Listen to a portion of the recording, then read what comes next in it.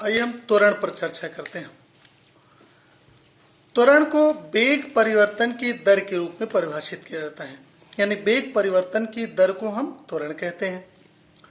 अगर delta T time interval में किसी भी गतिशील कण के वेग में परिवर्तन डेल्टा वी हो रहा है तो सामान्यतः हम त्वरण small a acceleration small a is equal to delta v upon delta t से परिभाषित करते हैं।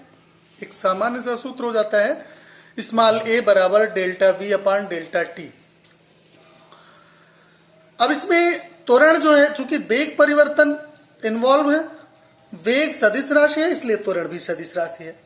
त्वरण की दिशा वही होगी जो वेग परिवर्तन की दिशा होगी। ध्यान रखिएगा, वेग की दिशा नहीं बल्कि वेग परिवर्तन की जो दिशा होती है वही दिशा त्वरण की होती है।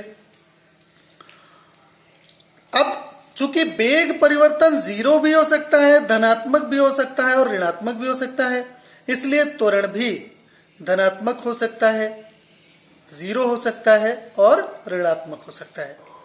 जब किसी भी गति में त्वरण धनात्मक होता है तो गति त्वरित गति कहलाती है, और अगर त्वरण ऋणात्मक है तो गति अवमंदित गति कहलाती है।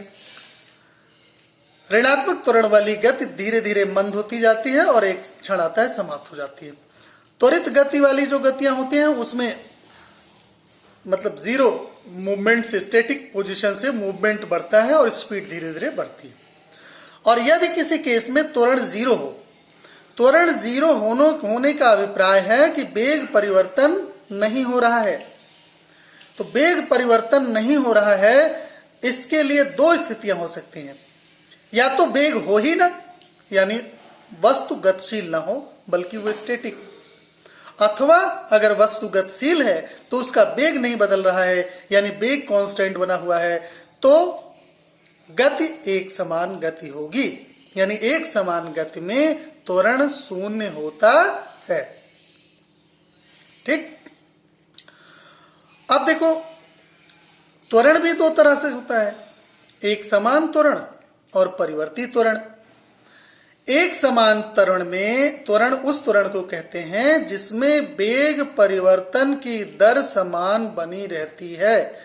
जैसे गुरुत्व के अधीन गिरता हुआ कोई कण है, उसकी गति में जो वेग का परिवर्तन है गुरुत्वाकर्षण बल के कारण, वो हमेशा कांस्टेंट बना रहता है, नियत होता है। इसलिए गुरुत्व के अधीन गिरती हुई जो गति होती है उसमें जो त्वरण होता है ग्रेविटेशनल एक्सेलरेशन स्मॉल जी, वो एक समान त्वरण का उदाहरण है।